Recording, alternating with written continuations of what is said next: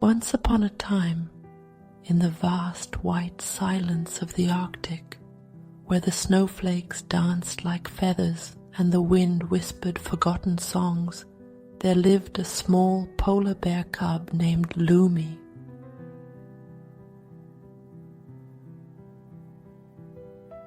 Lumi was not like the other cubs. While his brothers and sisters loved to wrestle in the snow or slide on their bellies across the frozen lakes, Lumi often sat still, watching the sky change colors at dawn or tracing the flight of a distant snowy owl. He was curious about everything. About why the stars twinkled, why the sea cracked open with great groans, and why sometimes he felt something stir in his chest when he looked far beyond the horizon.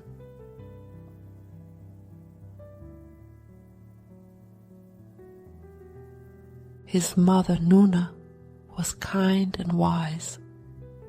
She saw in Lumi a different kind of strength, a quiet one. But even she grew worried when Lumi began asking about the place where the ice ends and the world begins. "It's dangerous," she warned. Far too far for a little cub. But Lumi's heart didn't understand distance. One morning, before the sun had lifted her sleepy head, Lumi left the den. He tiptoed past the sleeping forms of his siblings and padded softly across the snow, following the light of the moon and the echo of something he could not name.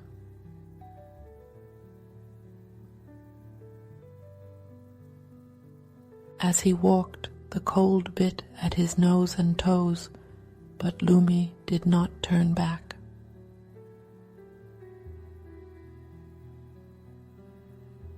He met many animals on his journey.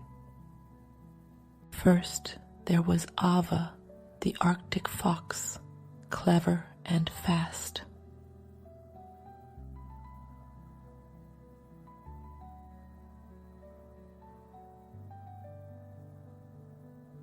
She asked him, "Where are you going, little bear?" "To find where the ice ends," Lumi said. Ava tilted her head. "Why would you want to do that?" "I don't know," Lumi replied, "but I feel I must." Ava chuckled, "Then let me walk with you for a while."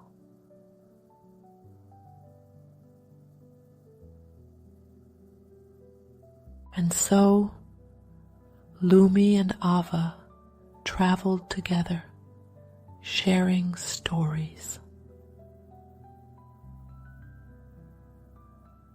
Ava taught Lumi how to hear what snow was saying beneath their paws. Lumi, in return, showed Ava how to sit still and listen to silence. After many days, they reached the edge of a great crevasse.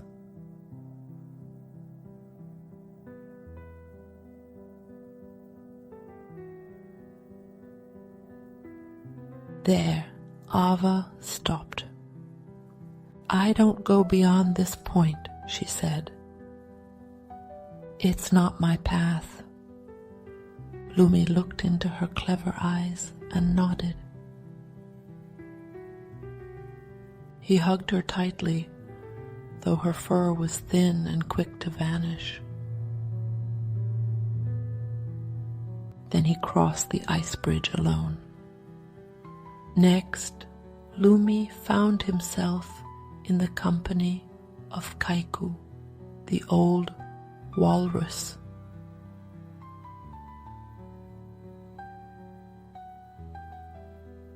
Kaiku was lounging on a drifting sheet of ice, humming to himself. "What brings you here, little fluffball?" Kaiku asked, his tusks long and worn.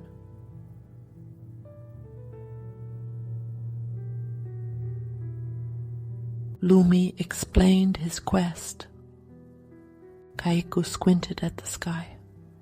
"Sometimes what we seek isn't out there," Kaiku murmured. "It's in here." And he tapped his chest with a flipper. "But if you must go, then go with a song in your heart." So Lumi stayed the night with Kaiku, listening to his songs, which were like lullabies made of sea and time.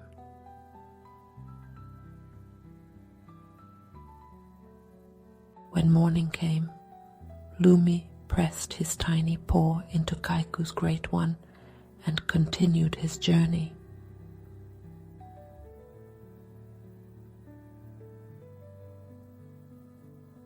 The ice began to change. It grew thinner.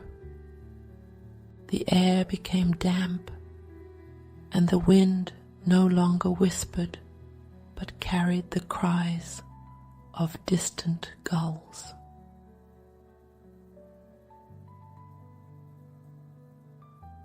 Lumi stood at the edge of the frozen world. Before him was the vast, open ocean.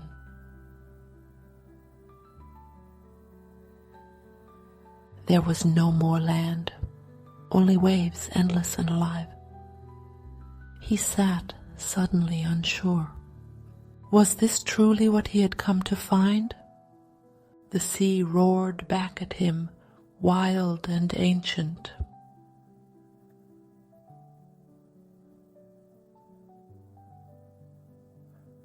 Lumi felt a tear sting his cheek, not from cold, but from a feeling he couldn't name.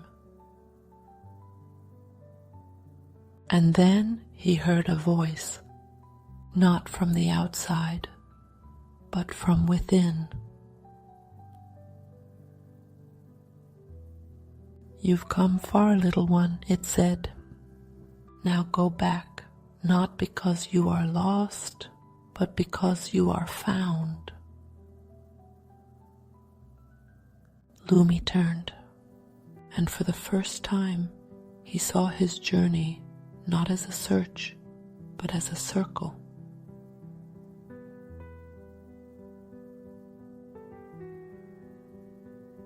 What he had sought was not the end of the ice, but the strength to walk toward it and return.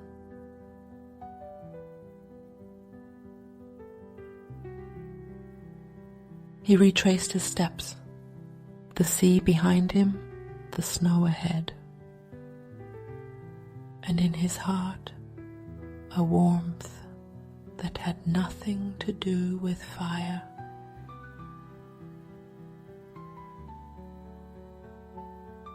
When he reached home, his mother nuzzled him gently. "You are different," she said. "Yes," Lumi replied, "but I think I always was." From that day forward, Lumi became a storyteller. He spoke of foxes and walruses, of songs and silence, of stars and waves. He taught others that courage isn't only in facing danger. Sometimes it's in listening to the quiet voice inside that calls us somewhere we do not understand. And the moral of Lumi's journey is this: true exploration begins not with the feet but with the heart, and the bravest journey of all is the one that brings us back to ourselves.